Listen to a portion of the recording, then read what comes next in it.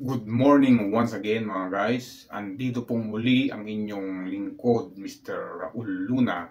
At ngayong araw pong ito ay pupunta tayo sa Baywalk Bayanan, Muntinlupa. At ating obserbahan ang kaganapan na nasa ilalim ng new normal. Kaya ano pang inaantay natin mga guys? Tara na at samahan nyo na ako.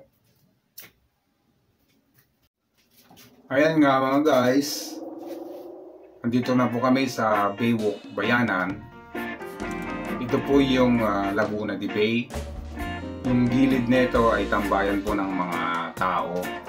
Dito po sila nagpapalipas ng oras. Lalo na yung mga malalapit dito nagpupuntahan at dito nagpapalamig. Dito nagpapalipas ng oras. At dito sila tumalanghap ng sariwang hangin. Ayun nga, may naabutan kaming isang namimingwit. Halos sumalampak pa sa pader para doon pumesto. Pero sa aming palagay ay mahirapan itong makahuli dahil malayo siya sa lugar ng mga isda. Kaya kailangan sanang bumaba ito para lumapit doon sa mga lugar ng mga isda. So, obserbahan nyo mga guys kung makakahuli kaya ito o hindi. Pero yung iba nasa baba, doon sila pumwesto. Kasi alam nila na nandun yung mga isda, kaya doon sila naghahagis ng mga pain para sumalin ng mga isda.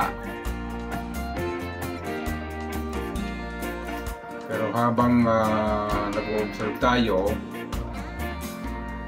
ay shout out ko muna yung mga kasamahan ko dati nung nasa Rizal pa ako. Shout out sa iyo dyan, Norwin Kangan. Gusto na yung trabaho mo dyan. Sana pulido pa rin yung paggagawa mo ng kubeta dyan. Galingan mo yung pagkabit ng mga indoro para hindi sumingaw. Pero alam ko naman pulido yung gawa mo, lalo na sa mga toilet na yan. Ako naman ay dito ako sa Baywalk. Kasalukuyang nag-observe sa kasalukuyang new normal. So ngayon is medyo maluwag-luwag na ngayon dahil pwede nang magtambay. Kailangan lang magsuot ng face mask at face shield. Yan nga, tuloy pa rin yung aking pag-observe dito sa Baywalk. Yung mga nanguhuli halos nakaupo na dahil pagod na siguro sa katatayo habang inaantay nilang may sumakmal sa kanilang pain. Hanggang dun sa ilalim ng tulay na yan may namimingwit. Pero kung obserbahan mo, mukhang wala talaga. Siguro pati yung mga isda natatakot pang mabas dahil alam pa nila siguro is quarantine pa. Kaya nag-quarantine din sila sa ilalim ng tubig.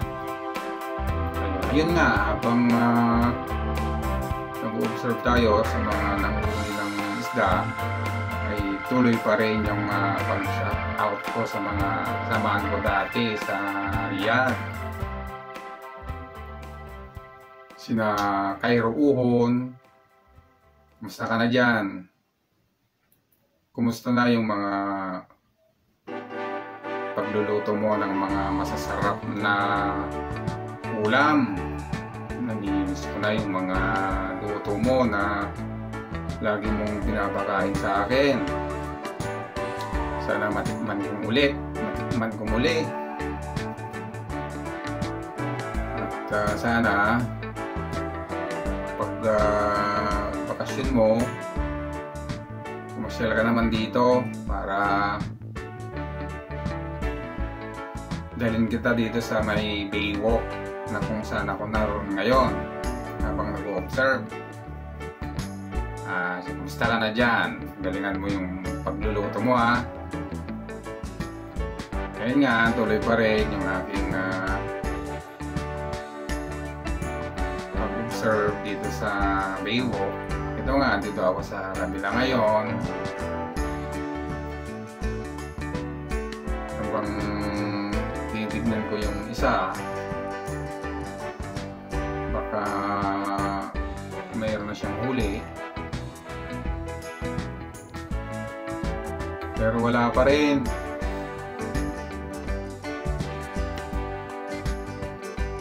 Kanina pa yung mga yan, pero wala. Hindi sila makahuli ng maski isa o dalawa man lang. Wala. Pero habang ganyan, shout out na naman sa ating mga kasamahan sa Riyadh.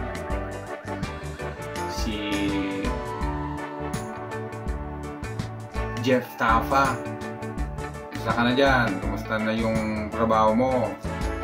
Kumusta na ang new normal mo dyan? Sana kita-kita tayo muli. Kumusta na yung pagtitimpla mo ng mga masasarap na gatas dyan?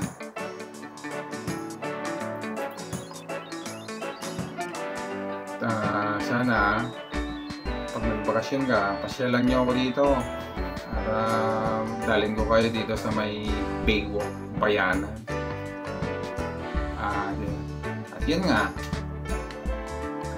habang nag-observe ako dito, nakatayo pa rin yung mga nanguhuli ng isda. Yan, obserbahan po natin. Baka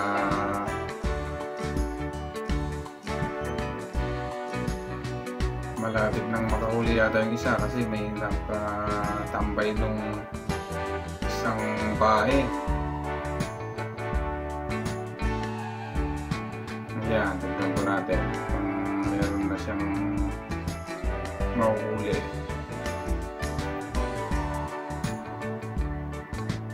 Yan, wala pa rin. Wala.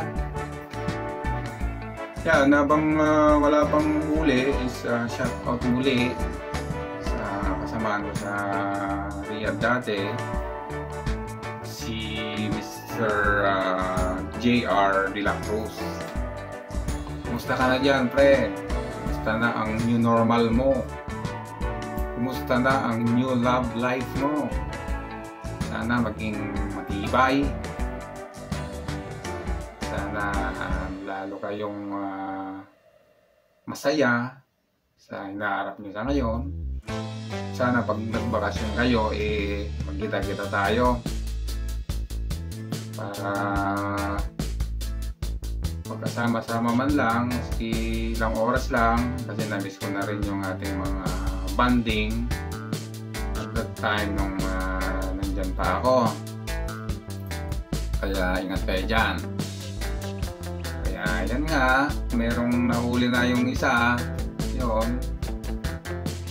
Pang dalag yata o ay maliit lang pala. Maliit pala ng tilapia. Excuse me. Yan. Doon nila nilalagay sa may fish net na may takip. Ganun din pala sa kanila, linulog-log din sa tubig para mabuhay din ang isda. Yun, for the first time, dun ako sila ng nahuli na iisa, maliit pa. Yun nga, habang tuloy pa rin ang kanilang panguhuli, ay shout out muli sa mga kasamaan ko sa Riyadh, si Mr. Roy Strangsate. Kumusta ka na dyan, Roy? Kumusta na yung trabaho mo dyan? Kumusta na ang new normal mo dyan? Sana tuloy pa rin yung good work mo dyan. Tuloy pa rin yung iyong head waiter dyan. Alam ko ikaw ang pinakamagaling na waiter dyan sa inyong company. Kaya tuloy mo yan. Good luck sa'yo. Sana pag-uwi mo, puntahan mo ko dito at pasyal kita dito sa Baywalk Bayanan kung saan ako nag-o-observe ngayon. Kaya ingat ka dyan. Yan, habang pinapanood natin yung mga nanguhuli ng isda, mukhang nahirapan na yata silang makahuli muli dahil yun nga. Yan, nandito ako ngayon sa kabilang parte, dito sa may ginagawang bagong tulay ng Baywalk. Habang tinitignan ko yung mga tulay. May tulay dito, may tulay doon. Ang naayos na nila yung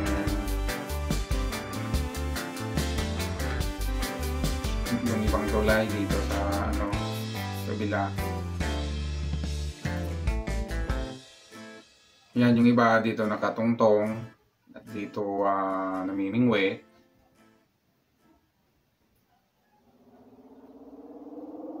Pero sa aking obserbasyon ay wala talaga.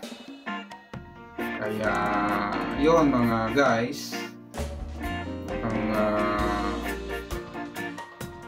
takot din yung mga isda siguro na lumabas at kumain dahil ang pagkakalam din nila ay quarantine din, kaya stay din muna sila sa loob ng tubig. Kaya yun guys, ang aking naobserbahan sa new normal. At shout out kay Aldirong Barsada na isa sa mga pinakamagaling na player sa Jordan Ambulance at sa lahat po ng mga player sa SABC. Sana kita-kita tayo muli sa season 11. Ayan guys, yan po ang aking obserbahan sa ilalim ng new normal. Kaya maraming salamat po sa inyong panonood. O mga guys, atin pong naobserbahan ang kaganapan sa ilalim ng new normal. Kaya maraming salamat po sa inyong panonood. Thank you and good luck.